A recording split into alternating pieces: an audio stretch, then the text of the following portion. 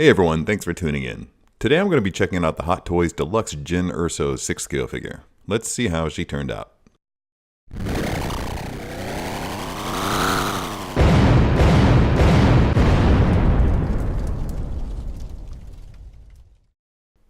Okay, first up is always the packaging, and as you can see, it's pretty much the standard Lucasfilm approved packaging that we see in pretty much all figures, or is it?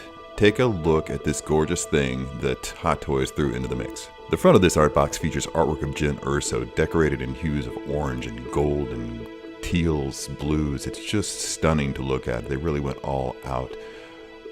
The box's spine features lettering that I can only assume is the character's name and a description of the figure in Chinese. And of course, as always, on the back we have the credits for all those responsible for bringing this figure to us. Rotating the box to the opening, you'll notice that there is what appears to be a faux bone spine that you can use to seal the box.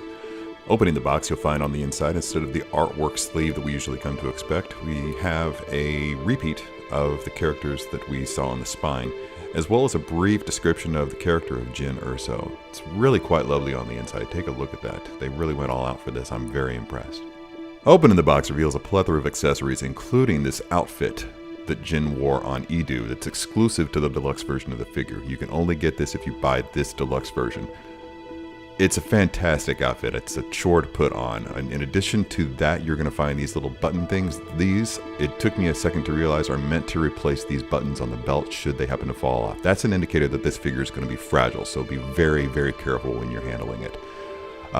Additional accessories include a variety of hands, this scarf that she wore when she was on Jakku, I believe.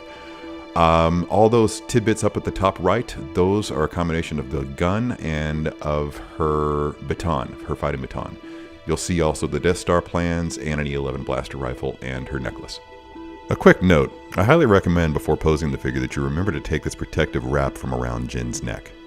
I assume it's there to protect the figure during shipping from staining due to the dyes in the fabric of the costume. During a previous photo shoot, and I want to say it was for the related Chirrut Imwe figure, I forgot to remove that wrap and got so far as to publishing the photographs online before I noticed it. Actually, I had to be called out for it. Very embarrassing moment, not in a hurry to repeat that again. So, yeah, remove the wrap. Posing the figure itself was a much greater challenge than I anticipated, and it's all down to those boots. I was surprised to find that Hot Toys had taken the route of doing a solid cast boot, which isn't something they typically do.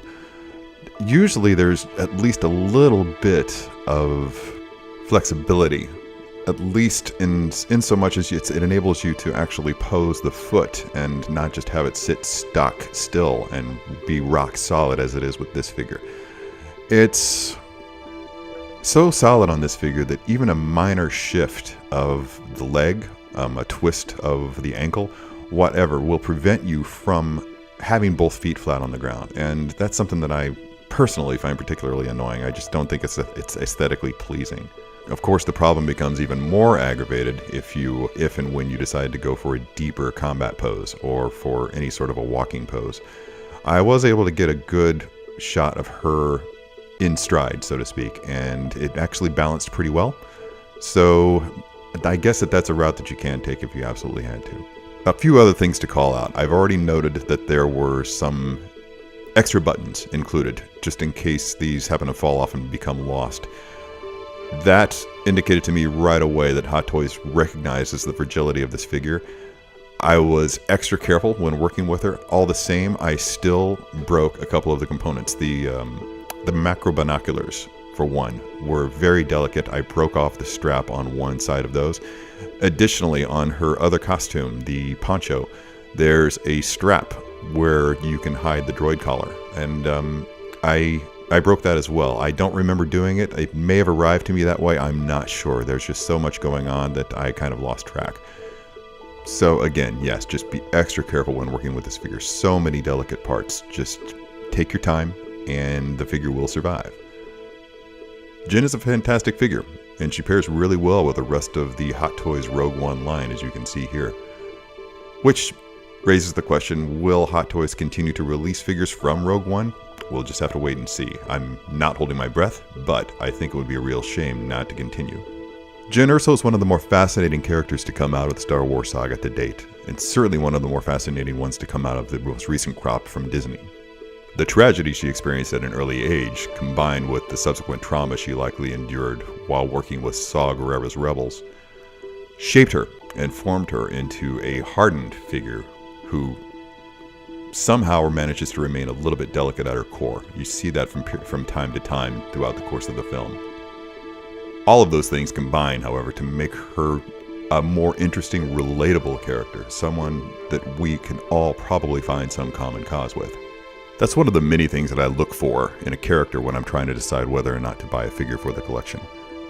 Incidentally, and as an aside, when Rogue One was first announced, and while I was working at Sideshow, one of my coworkers came into the room and informed me that the movie was going to be about the rebels stealing the plans for the original Death Star.